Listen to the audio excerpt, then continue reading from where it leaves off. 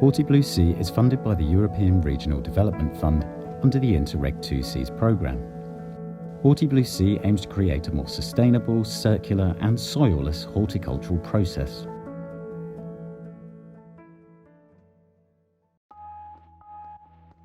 By continuing the trials, Horti-BlueC aims to achieve two of the main goals of the project: optimising the biochar production to produce an efficient growing medium, and improve the CO2 capturing and cleaning process to reuse CO2 in greenhouses. This will ultimately lead to a decrease in the use of chemical crop protection and fertilisers, reduce CO2 emissions, and provide new circular economy solutions in the 2Cs area.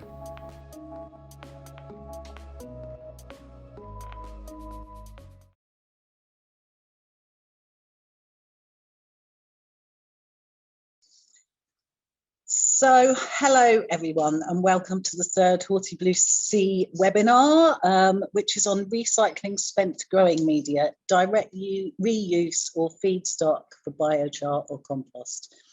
Horti-BlueC is a multi-partner project supported by Interreg 2Cs, which is developing a sustainable greenhouse model for commercial horticulture.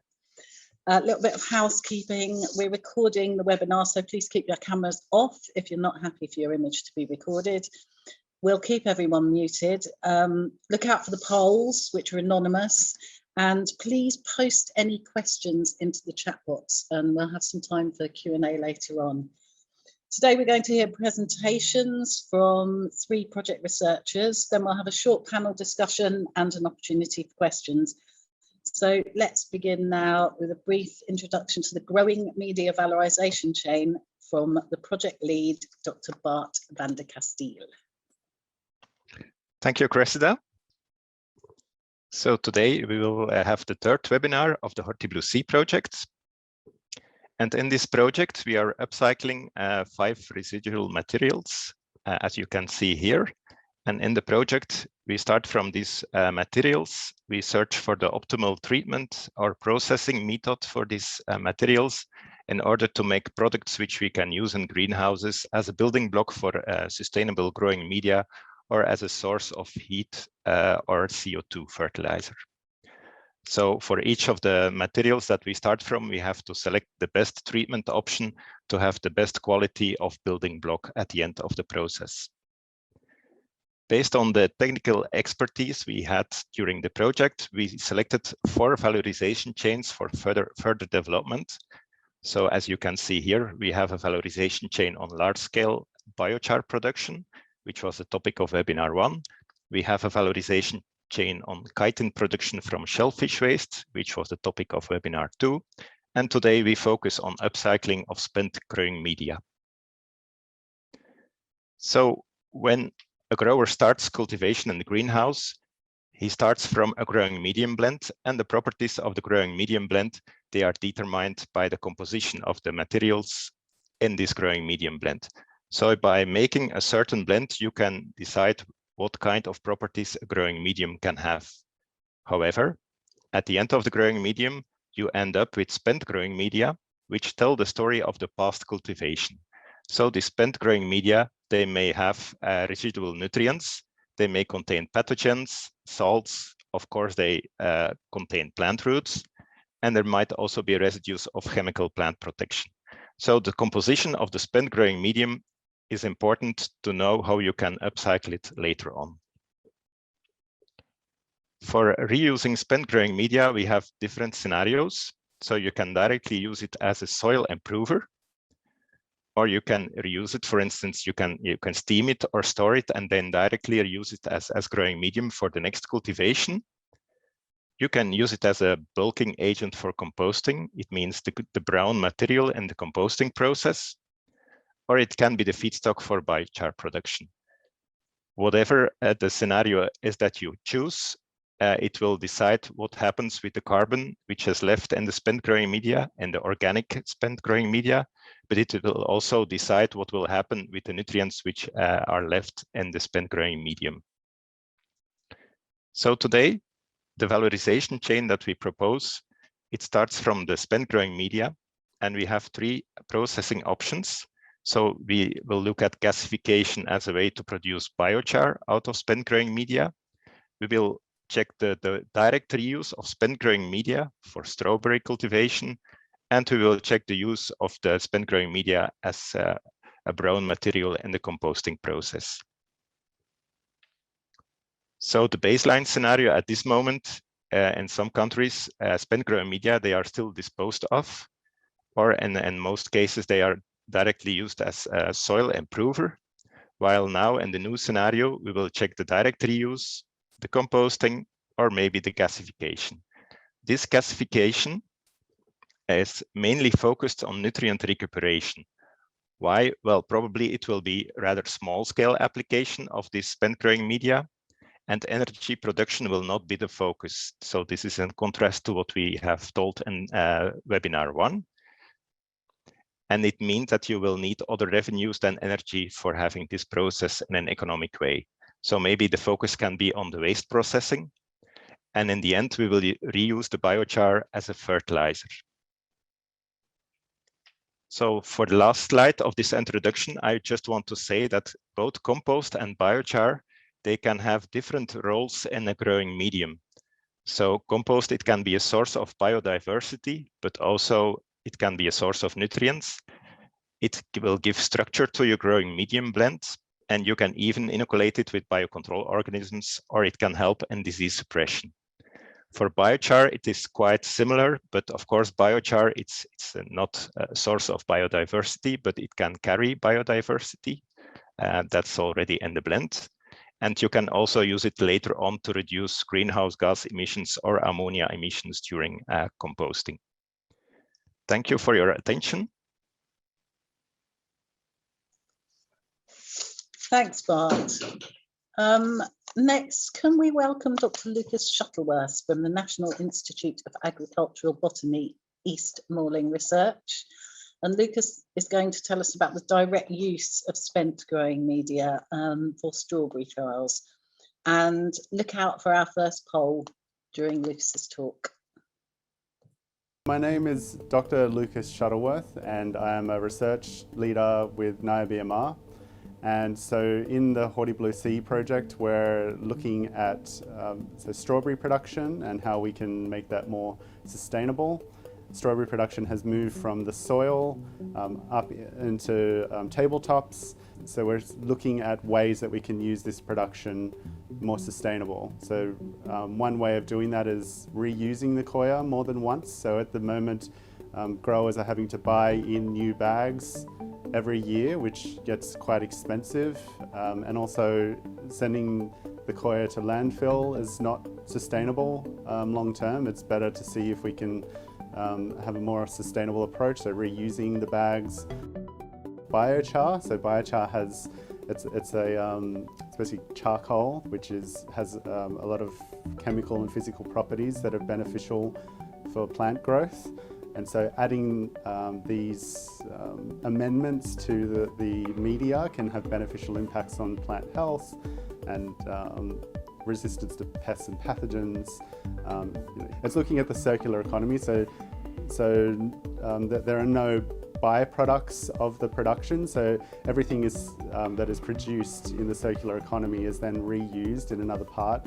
As I'm sure a lot of people are aware, the peat bogs are fragile ecosystems, and not sustainably harvesting them, or using them at all really, so they need to be harvested from the wild, whereas coconut coir, for one, it's a byproduct of coconut production, so it's already part of the circular economy. It's a product from that production, which is then used in horticultural production. And that's the same with shellfish waste as well. So chitin, which comes from shellfish, crabs and prawn shells, which ordinarily would just be landfilled, then produced into or converted into a working, valuable product, which we can use in horticulture to increase yields and quality of crops. Yeah. Growers had been reporting that there are yields decline with reusing the coir, so there's kind of been a hesitation by the industry to reuse the bags, reuse the coir, because there's industry has been reporting yield declines. So we are following on using randomized block trials and replicated experiments, so doing it in a fully scientific approach. We're also looking at quality, one parameter of quality as a measurement to see whether reusing the coir has an effect on, so it's class 1 yield is what we're looking at, what we're most interested in. One quality parameter is Brix, or the amount of sugars that are in the fruit. And so we're testing whether the coir reuse, whether there's a decline or whether there's no effect of reusing the coir on class 1 yield and quality. We've been running this experiment since 2018. And in that first year we had new and once used coir, and then each subsequent year, so this experiment has been running each year, so 2018, 2019, 2020, and now there's a continuation of plants from 2020 into 2021. And so we have multiple uses of the coir to see, so it's not just reusing it once, we have multiple reuses, so we're able to see whether there is a yield and quality decline over several years.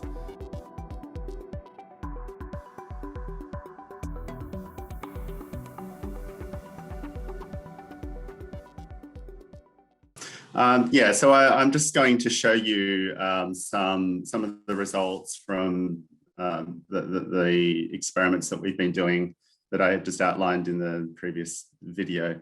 So the focus of NIBMR, the organization that I work for, is looking at reusing the coir in strawberry production and the effects on yield and quality. So this is just an outline of what I'll be covering. A bit of background, it's like scientific report style, aims, methods, results, some conclusions, a SWOT analysis, which Bart touched on, and also a bit of the valorization chain of directly reusing coir. Okay, so coir has been used in strawberry production and horticultural production in the UK for the last 10 to 15 years, increasing every year in popularity due to the uniformity of the product and also the benefits in production as well. It's a byproduct of coconut production, so it's already upcycling one of these the byproducts of this production, so it's good as part of the circular economy, and it's also more sustainable than peat. So the aims of the experiments that I'll be showing you today were to determine whether there was an effect of yield and quality looking at used and unused coir, so unused as fresh, and then seeing also if the addition of woody biochar amendments affect yield and quality as well. So this is just an experimental design. So this is just in last year's trial. And so we looked at unused or fresh and once, twice, and 3 times used coir. And the 2 biochars that we used, there was a holm oak woody biochar produced in Spain, and another produced by one of the consortium partners, TNO. So that was a beech woody biochar. And so there was a 50 ml scoop of each biochar added to the appropriate bags to the planting hole, and then the strawberry plants were planted on top of this. So in 2020, the Everbearer prize was used. We previously had used the June Bearer Morling Centenary in 2018 and 2019, but we didn't see any effect. So we thought that perhaps on an Everbearer that we may see an effect, because they have a longer, that they produce over many months rather than just in June or in the summer. So we had 1,152 plants that we in total in the 2020 trial.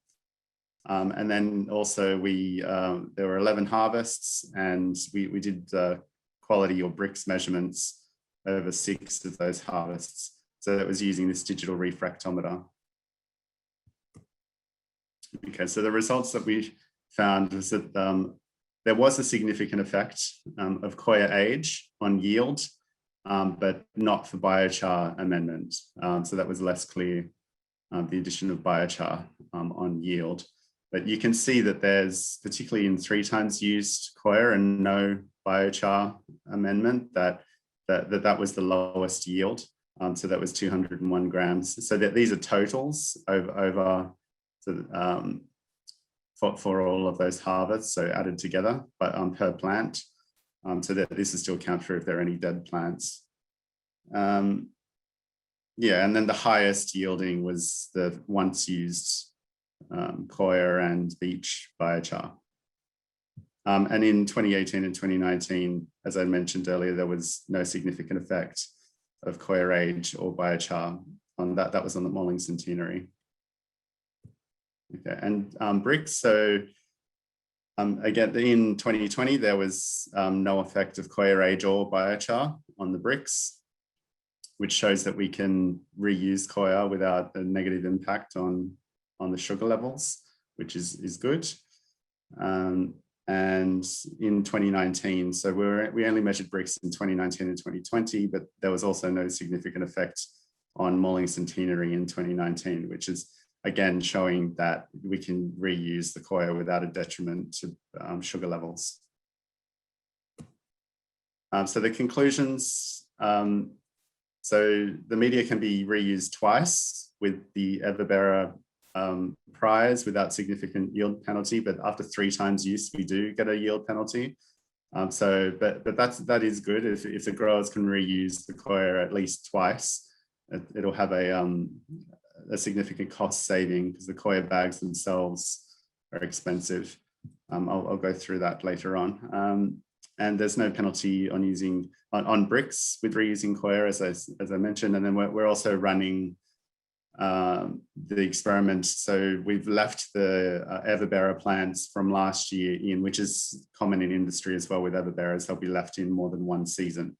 So they're currently about to, well, they're flowering at the moment. We're about to start harvesting. So the SWOT analysis, so the strengths, weakness, opportunities, and threat analysis.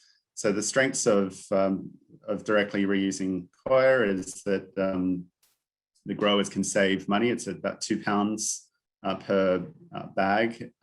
So if there are thousands of bags, it depends on the size of the production, but you can already see that it's a significant saving every year if growers don't have to be purchasing bags every year. So there's also less labor needed for removing the spent media bags and replacing them with new ones. And the environmental impact is also a lot lower with not having excessive landfill or composting issues, or wondering what to do with spent media. I mean, again, the composting can actually be a positive thing, but that depends if there's any pathogens or pests in the media as well.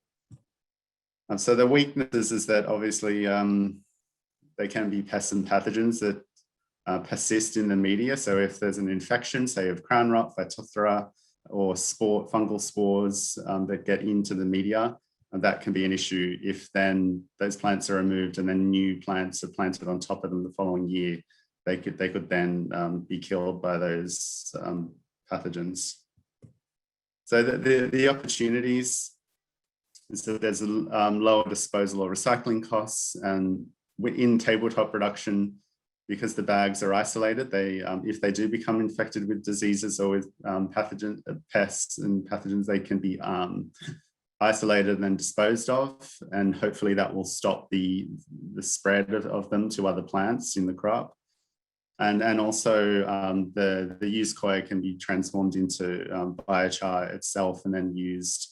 It's actually very high in nutrients and can be used in other horticulture or as a fertilizer in other crops. So the threats are that with the media, there can be physical degradation of the coir over time. So a lot of fine particles will build up and cause the media to slump, which is not good for the root health and root growth, and can impact on plant health as well. So they can also be built up of salt and nutrients, and which causes other issues for plant health. And there's also increasing demand for cocoa coir as a product, and also supply chain issues, which we saw this last year with COVID. And so regarding the SWOT analyses, Laura will be showing on the Horti-Blue website where you can access these SWOT analyses as well. Okay, so for the valorization chain, just going to go through, so using the baseline scenario and also the new scenario. So when growers want to, if they're using the baseline scenario of purchasing new bags every year, so they're £2 per bag, the labor based on at NIBMR, so casuals coming in each year and replacing them, so it's £57 per hour, including overheads. And also landfilling costs in this country are significant. So if you want to landfill 440 kilos or under, it's £88.20, and then it's £4 for every 20 kilos over this. So you can see that that quickly adds up. Whereas in Europe or the Netherlands and Belgium particularly, composting is used more than landfilling, but that still has considerable costs as well. So €15 per tonne. And it depends on the grower what they use. They can also, so under the new scenario, there could be potentially, if diseases get in, like crown rot, there could be 10% plant death and then associated yield losses and delays to production if new plants need to be planted out as well. So controls may need to be added earlier, so that chemicals or biological controls and beneficial insects and predators maybe needed to be added earlier if they're already present in the used coir. And we saw, explained earlier, so with the 3 times used coir, there was a 37% yield reduction, which is significant. So so it could be a problem. Coir can be used 2 times at least without significant yield penalty, but 3 times that there is yield penalty. And then also labor for replacing the plants that if they're affected by disease. So I'd just like to acknowledge the funding bodies. So Interreg 2C's program, co-funded by the European Regional Development Fund, and Berry Gardens in the UK, who also provided cash contributions to the project. I'd like to acknowledge the consortium members for supplying biochar for the experiments, and also the technical team at NIBMR. There's also a poll question that I'd like to ask the audience members. So is reusing growing media something that growers in your region are likely to consider doing? It's just yes, no, or I don't know. That was yes, 45%, no, 16%, and I don't know, 39%. That's interesting. It'd be interesting to know why people don't think that it would be useful. I mean, I presume it's probably due to pest and disease. That was previous feedback that I got from growers, it was because of pest and disease that they were likely not to reuse it. Yeah.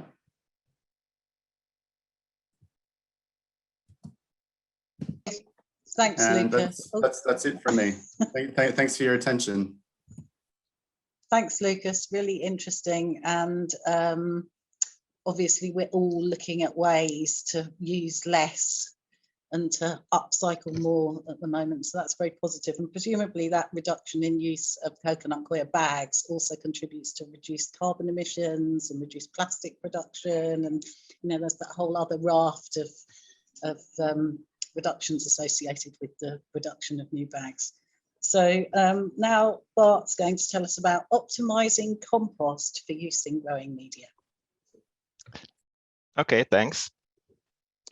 So when we talk about spent growing media, it's maybe good to first compare them with green compost, their characteristics to know what we are talking about. So actually related to the organic matter content, we can say that the organic matter in spent growing media, it's very stable. It contains low microbial biomass, and it has a very high organic matter content. So it is quite different than from green compost, which might have a lower stability, higher microbial biomass, and a lower organic matter content. In terms of nitrogen, we see that spent growing media, they have a rather low mineral nitrogen level, which is comparable to green compost, but the difference is that spent growing media, they have a very low nitrogen mineralization rate, so the release of mineral nitrogen is very low, while it is mostly some higher in green composts.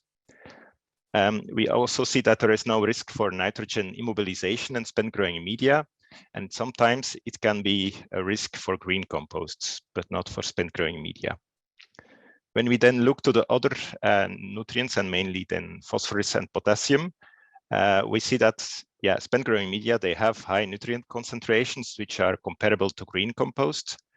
And this phosphorus and potassium, they are highly available, also comparable to green compost.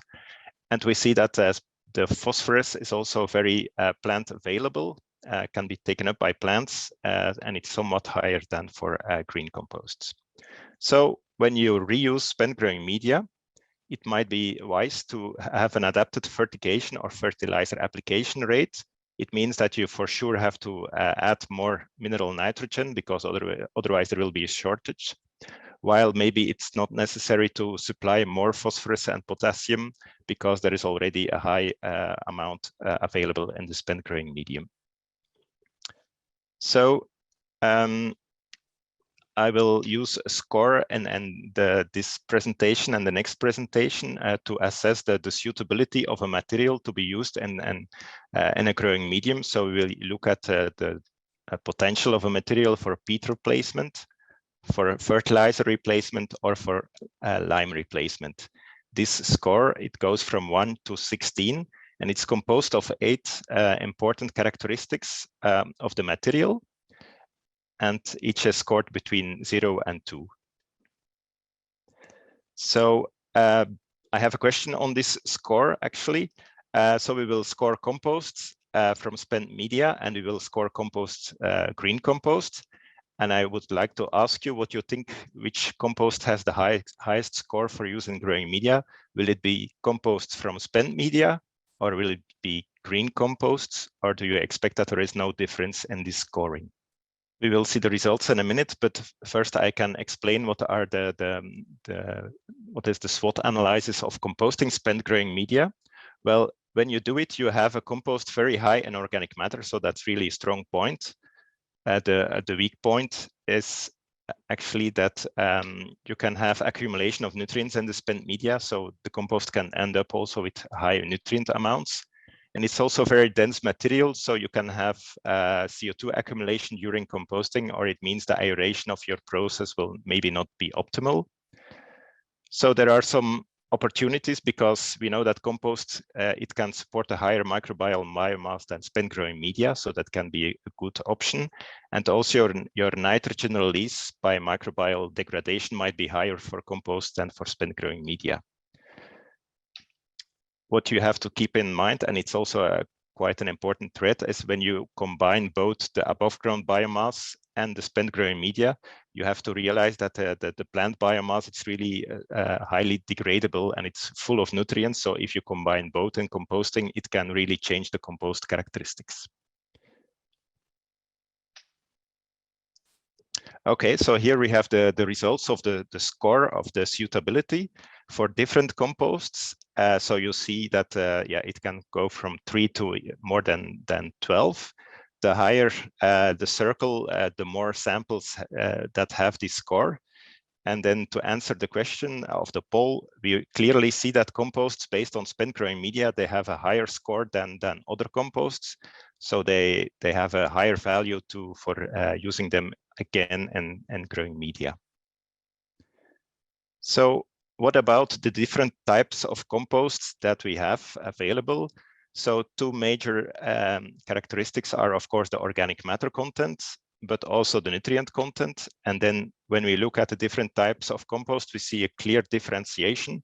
So maybe the most extreme in terms of organic matter content, is bark compost, but it is characterized by very low nutrient concentrations, while On the other hand, we have the fruit, vegetable, and garden waste compost, which is very rich in nutrients, but which may suffer from too low organic matter contents.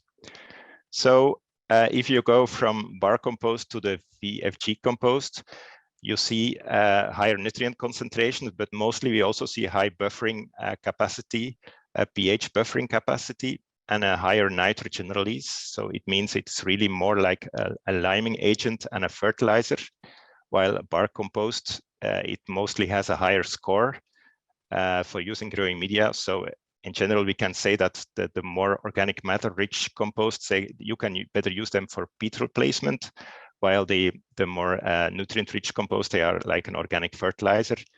Oh, sorry. So it means that the more your compost is suited for peat replacement, you can use it in higher volume percentages in a growing medium blend.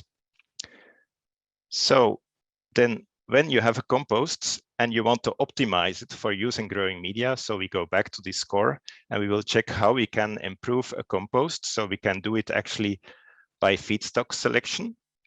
So that's when you start composting. You can change it by your process conditions. So that's, for instance, if you have maturation as an option, or you can check the quality of your compost after the process and then improve it by handling, by sieving, by acidification, or by blending it with other materials, which is actually then using the compost in a lower volume percentage, of course. So here are the options for optimization. And here you see which properties are affected. So feedstock selection is really a very important one, as you could see in the previous slide. Maturation is an important one to increase the oxygen uptake rate, so the stability of your compost, and also reduce the risk for nitrogen immobilization. Sieving, it might be a valuable option to increase your organic matter content and reduce the bulk density, but it's very depending on the moisture content of your compost. So for a wet compost, it will not work. Then we have acidification to increase the pH. It means to reduce the pH, to increase the optimal pH of your compost. But when you use, for instance, sulfur, it can increase the salinity of your compost, so the conductivity. So it means you have to balance these two properties. And then at last, we have the blending, which is also a very powerful way of optimizing the properties for use in growing media. So about the carbon, you have to take into account that we have the black and the white carbon. So the black carbon, it's actually the good carbon, it's the organic carbon, while the white carbon, it's the buffering capacity, or it may induce buffering capacity, so it may increase the pH to a too high level. So it's good when you have too acidic material, but when your buffering capacity is way too high, you can outrange the optimal pH in your growing medium blend. So that's the story of the optimizing of compost. Thanks for your attention.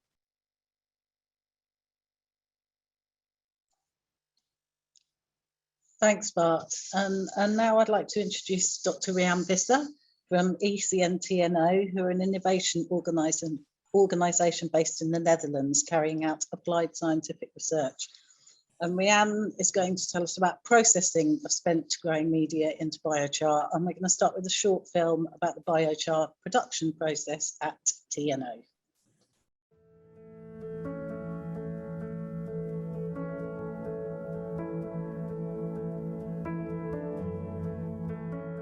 We provide the biochar to a substrate mixer or company that mixes it into substrate mixtures, and they go into plant trials. And so far in the different projects we've had, I think our biochar has been a big success in that it can really replace large percentages of peat. And peat, as we know, is not all that sustainable. So replacing peat is one of the big goals in this project. Well, this is one of the installations where we make partially energy, bioenergy, and partially biochar, because we believe this is actually the most sustainable way of doing it. And in this one, for instance, we've used also spent substrates from the greenhouses. So we can actually make a biochar from spent material. We have 3 installations, so you're looking at the smallest one. This is an installation that is actually one big screw, so it takes the material from where it enters into the reactor for a certain amount of time, usually half an hour, and then it's dropping into this collection bin, which is changed every now and then when it's full. And this is a very easy way that can actually handle nearly all types of feedstock. But for the woody types and say the reed types, we also have bigger installations where we can make larger quantities. The biomass comes actually from a bunker on the top, and there it falls into this big screw which moves at a very slow pace, bringing it in about half an hour to this exit where the solid biochar is collected in the bins. The gas that is produced, because nearly 80% of the biomass will result in bioenergy, that is taken away and be treated somewhere else. This is actually the material that we start with. This is the spent peat material coming from the strawberry growing of last year. And when it's gone through the facility, this is what comes out. And this looks really nice.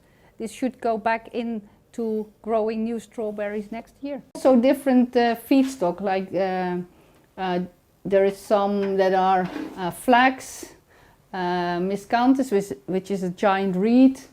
Then there is the different kinds of wood. There is bark, and then there is different conditions. We very much work on getting better quality all the time and experimenting on how to achieve this. So one of the 2 things that are proven to be very important is the residence time. How long is it at a certain temperature, and the maximum temperature. So these are the key factors for good quality. And getting a biochar that's actually free of tars, because this is often not the case. The biggest challenge at the moment is making larger quantities, as there is a number of greenhouse trials that is going to happen in the next year. And at this scale, we cannot provide enough biochar. So going for a larger scale installation, producing larger quantities is our next step. So I want to inform you a bit further on making biochar. And since the film, we've moved on.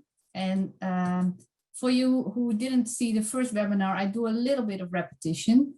So we're having a look at biochar production technologies, the quality, the total co-production concept, a few environmental issues, and a first preliminary cost price calculation, also for this feedstock. So why do we co-produce biochar and bioenergy, despite the fact that for this feedstock, maybe the energy component is a bit less? So you can make biochar by pyrolysis or by gasification, and you use too little oxygen in your gas to burn everything. So at this elevated temperature, the biomass feedstock degasses, and this gas is a burnable gas. So both from an environmental point of view, it would be stupid not to use this as an energy source because it can replace fossil fuels. And it also prevents unfriendly gases going to the atmosphere. But also from an economic point of view, it would be stupid not to use this gas as an energy source because it can add to your revenues. You simply have 2 products. So why the larger scale? At the moment, it's really too expensive. If you look at the smaller scale installations that are giving now some biochars to be used in the market.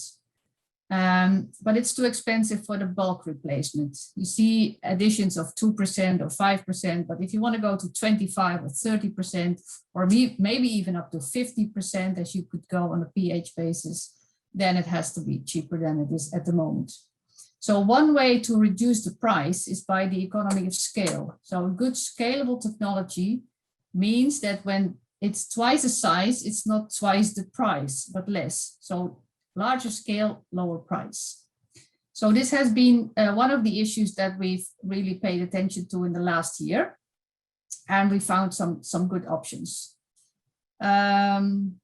So we've looked at the cost calculations for a greenhouse location where you might end up with a 20,000 ton installation input, say 15 megawatt thermal, and then you can use heat for say 4,500 hours. Or you can go to an industrial location. There it could be bigger and you could provide the heat for more hours. But I'll show you now only the 4,500 hours of heat requirement, because we think that it would be a time to get the logistics done, and at the greenhouse would be easier. So this is the installation you also just saw in the film, but it's one of the 4 that we've used to make biochar. So this is a screw reactor. We've also been using a moving bed where you fill up a container and it slowly moves down to the bottom. We've used bubbling fluidized bed, but the latest that we've used is gasification on the grate. And that also revealed that it might be suitable, we think it's suitable, also for the spent growing media, although we didn't try that yet, because we've only done it a few weeks ago with wood, which is always the easiest to try, but we definitely would like to give it a try also with spent growing media. But the bottom line, after 10 years of experiments, is experience, you can get a good biochar with all these technologies, using gasification, paying attention to the feedstock and to the biochar quality to get rid of the tars. However, not every technology is suitable for the used substrate because it contains plant roots and has a fine soil structure. So the screw reactor worked fine, as I've explained in the film, but lately we've also seen that the grate reactor is suitable. We think it's suitable, we're going to try it. And that might also give you the opportunity to go to a larger scale. So here's a bit on the quality of the biochar, and this is very visual. So on the left side, you see my hands holding some grains of biochar. And below it, you see it in detail. One is still the grain as an SEM image. And then further zoomed in, you see the big pore structures that are very beneficial for mixing it into a substrate. And you can make it in the grain size that would fit the substrate mixer's idea of which role it should take. Then the larger pictures on the right-hand side, you see these big, large rods. They are the cocoa coirs. And the picture on the far right is a peat substrate. So they are a used substrate, which we made biochar from. And what you see immediately is the grain size is more versatile. It contains these white things, which are all inorganic. So they are the nutrients. You could also say, if you want to make energy from it, it's high in ash. So that would end up in the ash or in the biochar, in this case, as an inorganic component. The overall surface, if you look at the surface area in square meters per gram of material, it is much lower compared to the wood on the left side. But in terms of quality, the PAHs, the polyaromatic hydrocarbons, which has to be very low in the metals, sorry for a typo, the quality was fine. So we did a good job in making it safe. And we had to go, of course, with the material as it is. So you cannot fine tune it in terms of grain sizes, because it is as it is. You have to process it as it comes out of the greenhouses. You only chop up the plants and the roots. So this is what we envision for a total concept. On the left side, the bioresidues, whatever that is, goes in. So that could also include the used substrates. Then it goes into the reactor where it's treated at a certain temperature. It produces a gas, which you can make electricity and heat from, but also CO2, which you could use in the greenhouse. And it makes as well a second product, which is biochar.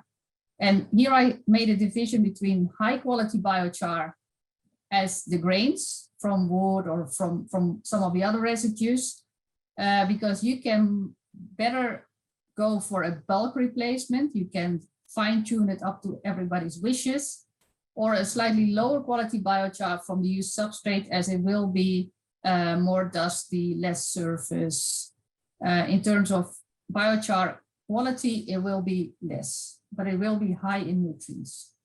So if you can use the woody biochars as a peat replacement in potting soil with high percentages, the used substrate is more like a part of the fertilizer scheme, I would say. And then one interesting thing I also mentioned in the previous webinar is that after using the greenhouse, whether you go another round, it could go another time through this facility, but finally, if you decide you bring it to the field as part of a mixed in with the compost or whatever, you can store the carbon in the field because this is very stable carbon.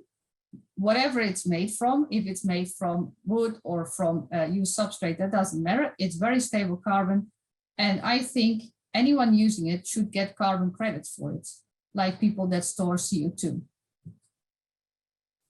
So this is a bit on where does our used coir and peat substrate fit into, say, the nicer qualities. So if you co-produce bioenergy and biochar, then if you make it at a lower temperature, which is indicated by the blue circles on the left side, then you have a higher yield in biochar, and very much on the right-hand side, then you have a lower yield in gas, or the energy content in the gas. And there on the right-hand side, you also see an orange indication, which is for the used substrates. And there you see that although they might have the same yield in biochar, they contain a lot of nutrients, the energy content of the gas is lower. So you wouldn't think so easily about making energy from a source like this, but you can. It's as good as people that work at lower temperatures, or maybe even better. So this was also a bit of a surprise to us because this wasn't aimed for. So this is a picture I also showed last time, where I think on the left-hand side, you are familiar with the photosynthesis, the plant growing, the decay in soil by microbial respiration and decomposition. But if you look at this red number of the Yeoman emissions and you compare the soil carbon, you can see that it's more than 2,000 times as large, the soil carbon. So there is a huge potential of storing carbon in soil, and it might do some good as well. So I think that if you use at the end of your life your substrates with the biochar in soil, that for the stable carbon, you should get the carbon credits. So we're still working on the LCA for this stream, although we've done for the wood. And then you try to replace some of the peat with biochar, and then you have basically an avoided process of the peat excavation and the peat use. Well, not fully, but to a substantial amount. And you partially replace fossil fuel by bioenergy.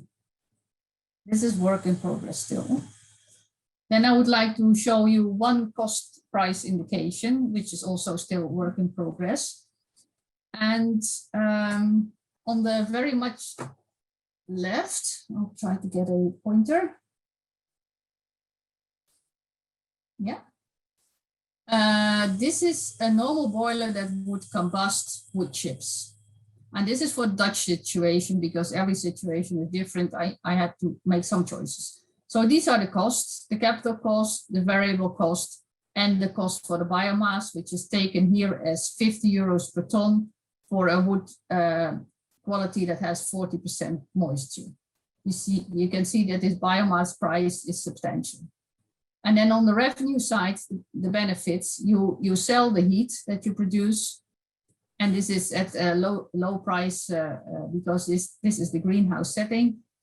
And then you see that you need this much subsidy to make it economically viable at all. So this is the current situation, because the Dutch government always just adds up to where you meet break even. If you would make biochar, it would slightly go different, but in the case of the subsidy, it's not all beneficial in terms of money, because we've added some costs for the capital. We've added some costs for the variable cost, although they might be less than what we've anticipated here. We've used the same price for the biomass, and what you see is then, compared to the left case, you have less heat, but then also you get less subsidy for the heat. So this green bar for the subsidy is lower. but you get the biochar price, which we put here at 350 euros per ton. And I think you should be given the CO2 credits, which at the moment, the price in the market worldwide is something like 50 euros per ton and likely to increase in the coming years. So this is for wood. How does our used substrate compare to this? Now, I've taken the substrate at a zero price. And this is because I think it very often goes at a slightly negative price to be processed, but you have to do something extra as well. You have to chop it up, make sure that all the roots and the plants are nicely mixed and you don't have any lumps and things like this. So considering that you have to do something, it compensates the negative price. So I've taken it at a zero price. That's why you don't see any biomass price here. It's zero. Then you go to benefits again. You make heat, even although there is less heat content in the gas, you still make heat. But I've also taken, because of the lower quality of the biochar, here lower biochar price. And this is a pure gas with 100 euros per ton. And this is something that we still have to find out. Then there is the subsidy and the carbon credits, which I think you deserve. If you do some waste heat recuperation, then it's slightly better. But even so, I think this is only giving you a not much better economic situation than with the wood. And the reason is that even though you miss the biomass price, which has gone to zero, you also have this much lower price for the biochar. So this is where we have to do some sensitivity analysis and get a better feel for the market. We know, I'll show you basically the worst case, because this is at the greenhouse. If you would go to an installation that can run at provide heat at 8,000 hours, which is full time at an industrial site, and you get more a higher price for your heat because you can use directly high temperature heat, then basically you can run the biochar case without any subsidy. So we're still working on all the sensitivities in this, but I think with the grade, so the one I showed you before, this concept, we can go to a marketable concept. We're looking for investors and also technical companies that are willing to take it to the market and bring people that are in demand of biochar and the ones that want to produce biochar to bring them together, because I think we're ready to go to the market. And this is very, very new, just a result from the last few weeks. I think the used substrate could also go in here. So with that, I would like to thank you for your attention. And I think we take questions later, and like to thank my team and also the people providing the money. Yes, thanks, Rianne. And yes, please do remember to post any questions you have in the chat box, and we'll come to those shortly. So now Bart is going to discuss some financial and legislative aspects of using recycled grain media. Okay, thank you, Krista. So we start again with a poll. And I want to know your opinion when you process spent grain media into biochar. What will happen with electrical conductivity? Will it be higher in the biochar than in the spent grain media? Or will it be lower in the biochar? Or do you expect no effect on the EC? So here you have some chemical properties of spent media. We have 4 spent media that were converted into biochar. So you can see the results of the biochar below. And you can see that the pH is strongly increasing when you go to biochar, while in contrast to what most of you expected, there is no real increase in the electrical conductivity when you compare the biochar with spent media. Also for the inorganic carbon, there is no real difference, while on the other hand, you see that the organic carbon content is strongly increasing. So you really have an up concentration of carbon in your biochar. Of course, this up concentration is also valid for phosphorus and potassium. So you see a very strong increase in the total nutrient concentration, while the CEC, so the cation exchange capacity, is strongly reduced in the biochar. So we see that the CEC, which is normally very high in peat, it's also still quite high in the spent media at the end of cultivation. But the biochar that you produce from that has a quite low CEC, and it's even lower than for biochar produced from woody biomass. So the porosity of the biochar, it's quite comparable to the peat, so that's not really an issue. And then we also check the interaction with nutrients. So we know that peat has a strong, and it will retain potassium and the growing media. While for when the peat was blended with the biochar, we didn't see this retention anymore. On the other hand, we saw that the biochar, it's really a source of potassium, phosphorus, and salts when the biochar was made from spent growing media. We also did some trials with biochar based on spent growing media. So we have the trials with tomato, where we have a complete replacement by organic sustainable materials, and also for strawberries, where we did partly peat replacement.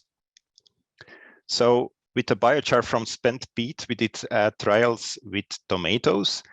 So 2 commercial trials, 2 experimental trials, and you see that there were no negative results when using this biochar from spent peat in the growing media blends. For the spent coir biochar, we had trials with a strawberry, so 1 commercial trial, 1 experimental trial, and also here there were no real negative effects when using this biochar in the growing medium blend. So that's quite promising. So when you start with a virgin growing medium, and then at the end of the cultivation, you have spent growing media that you can process into biochar. You can steam and reuse, or you can use it for composting. So these different options we will compare for total nutrient content and also for the scoring for use in growing media. But for the spent growing media, we also reused it in another trial. Without adding phosphorus and potassium, we only added mineral nitrogen. So, and also that trial I will summarize here. So actually what we did, we collected spent growing media from strawberries, and we used them to grow chrysanthemums on a container field. So by adding additional nitrogen, but not by adding any other fertilizer in this trial. So here is the score again. So we will calculate the score for different batches of spent growing media, different batches of biochars based on spent growing media, and different batches of compost. And the first thing that we should notice, of course, is that the total nutrient content is twice as high in the biochar and in the compost when compared to the feedstock, so to the spent growing media. So the total nutrient content is really higher. However, the scores were quite similar. So it means that when you want to use these materials and spent growing and new growing media blends, you can do it because they have a good quality. Of course, the dosing of these materials you should balance with the total nutrient content. So one of the trials that we did, you can see on this slide. So we did some trials with the phosphorus as a limiting element when growing grasses, and we wanted to see how much of the applied phosphorus was taken up by the grass. So when we talk about crop uptake, you have to take into account the total nutrient content in your growing medium and the availability of these nutrients to be sure that you can cover the crop needs. So what we see is that the total phosphorus and potassium content of biochar and composts is really higher than in spent growing media. When we look at potassium availability, it's very high for biochar, for compost, and also for the spent growing media. While the phosphorus availability, it's quite high in spent growing media. It's already lower in the compost. It's even some lower in the biochar. And when you reuse spent growing media twice, then you have the lowest phosphorus availability. So in time, the phosphorus availability will reduce for the same amount of phosphorus.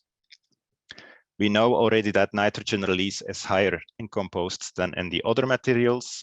Oh, sorry. So that's about nutrient availability. So when we then talk about circular use of nutrients, please keep in mind that especially the phosphorus and potassium contents and spent growing media, they are really relevant. So you have to look at each nutrient in a specific way, because we know that nitrogen mineralization is always low. So in case of reuse, please add more mineral nitrogen, otherwise it will be not sufficient.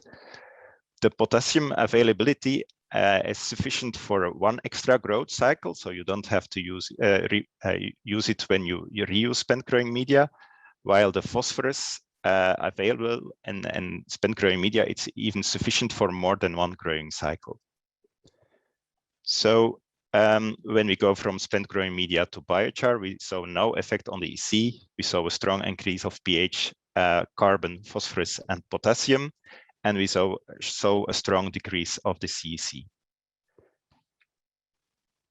The project is still ongoing, and we still have some questions to be answered by the end of this year.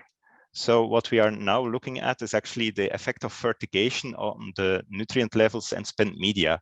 Is it an option to adapt the fertigation, actually reduce it, and then have lower nutrient residues in the spent growing media, or does it not work? That's a question to be answered. And of course, we also now focused on spent growing media from peat and coir, but we are now working with other blends, more sustainable blends, and we also want to see if we can reuse them or upcycle them. And then we also want to think about cascading use of these materials, as Rian already introduced. So can we reuse a spent growing medium directly, and then maybe later use it as a feedstock for biochar, and then maybe use this biochar in composting, and then maybe at the end use this material for carbon storage in the soil? And would that not be a fantastic story? Well, we will probably know it by the end of this year. And this brings us, of course, to legislation for spent growing media, and I will be really short about this. But first, I want your opinion. So when we talk about legislation on spent growing media, should it mainly focus on spent growing media as a source of carbon? Should we more look at these media as a source of nutrients? Or is it mainly a problem maybe of pathogens? Or do you think we should take all into account?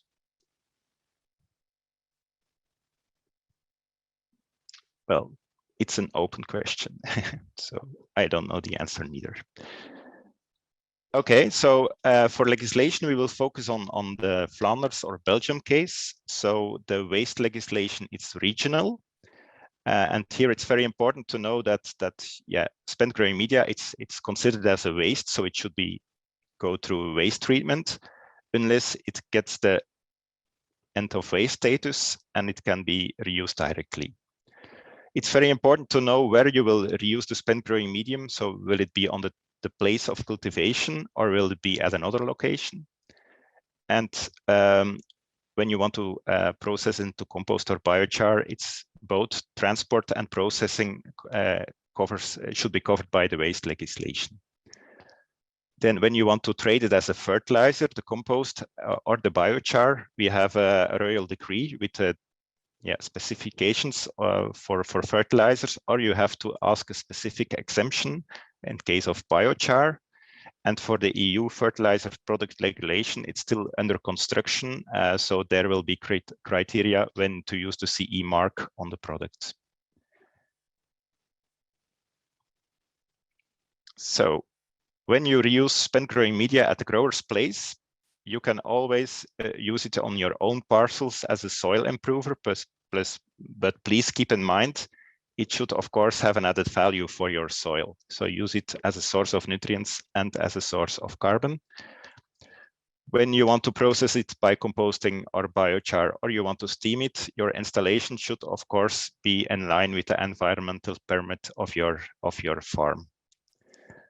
When you then go from one grower's site to another place where you want to process the spent growing media, So when you want to use it as a soil improver, or you want directly to reuse it at another location, it's waste, so it should be transported as waste and processed, or you can ask an end of waste certificate, so you can directly reuse the spent growing media.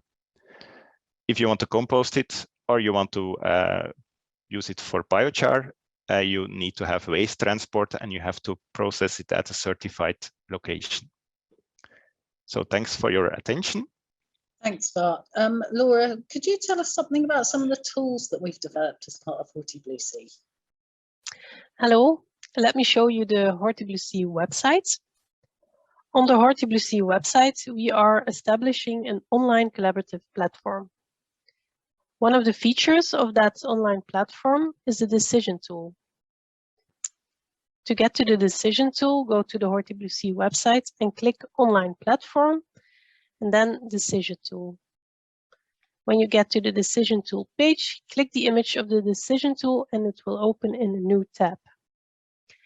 The Decision Tool shows you how a couple of residual materials can be processed or treated into new building blocks for sustainable growing media, energy, and CO2 fertilizer. The advantage of the tool is that you can access the information from different starting points. You can start, for example, from one of the residual biomasses and find out how it can be processed. But you can also start by clicking one of the processing methods or treatments. But you can also start on the right from one of the outputs that you want to obtain. To get more detailed information about the processing methods and the characteristics of the feedstocks, scroll down. If you have more questions or if you want to give feedback on the tool, click the contact button, write your email and your question or feedback and submit it. So I hope you will find the tool helpful and that you will enjoy trying it out. Another feature of the Horti-BlueC online collaborative platform is the mapping tool. The idea of the mapping tool is to map all stakeholders that are potentially involved in a valorization chain. So it can help to identify new connections within circular economy and to establish contacts between stakeholders to build a viable valorization chain. Currently, we have one map developed for shellfish contacts in the UK. This map can also be found on the Horti-BlueC website. Go to Online Platform and click Mapping Tool. Click on the image to open the mapping tool in a new tab. The map shows shellfish contacts in the UK. By clicking the symbols, you can get more information about the companies and organizations, such as contact details. For each of the valorization chains, Horti-BlueC has made a SWOT analysis. This SWOT analysis is actually the first step in illustrating the feasibility of the different valorization chains. A fact sheet with those SWOT analysis can be found on the Horti-BlueC website. Go to Project Outputs and then go to the valorization chain page. If you scroll down on that page, you can find PDFs with the SWOT analysis which you can download. This is what the fact sheet for valorization chain 3 looks like. For each of the valorization chains, the fact sheets report the strengths, weaknesses, opportunities, and threats of one or more new solutions suggested by the Horti-BlueC project versus a current baseline scenario. So please go visit and discover our website and find out more about the valorization chains and the project in general. Thanks, Laura. I know Bart would like to tell us a little bit more about what's left in the project and how you can keep in touch with project progress. So thanks, Bart.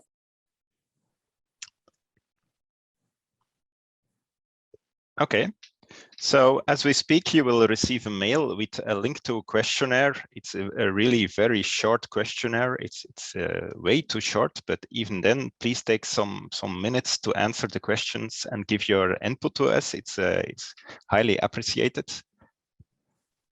Please keep in mind that there will be also a fourth webinar later this year of the Horti-BlueC project. More information is coming soon. But if you cannot wait until fall, you can also join us on August 25th for the Horti-BlueC open event in Ghent. So more information on the program will be launched in a week from here. And there is also an open event of the project in October in the UK. I guess you are fascinated by biochar, by compost, by growing media, and well, please come to Ghent in August of this year, because we have a whole week of interesting talks about this topic. So it's an international symposium on this topic. It's highly appreciated if you can join. And here is more information on the different building blocks that we have tested in the project. So we have videos, we have papers, there is the decision tool, as Laura already highlighted. So you can find more information here. And we have a website, we have a YouTube channel, we have Twitter. You can mail Laura if you have any other questions. So I would really like to thank you for attending this third webinar. And I would give the word back to Krista and thank her also for the nice chairing of this webinar. Thanks, Bart. Thank you to all our presenters. Thanks very much to Arian for providing those really interesting reflections, and for everyone else for coming along and attending the webinar. Maybe we'll see you at the Growing Media Conference in August, either remotely or preferably, you know, over a nice bowl of mull frites by the river there. But yeah, take care and see you soon, and please do keep in touch with the project. Thank you.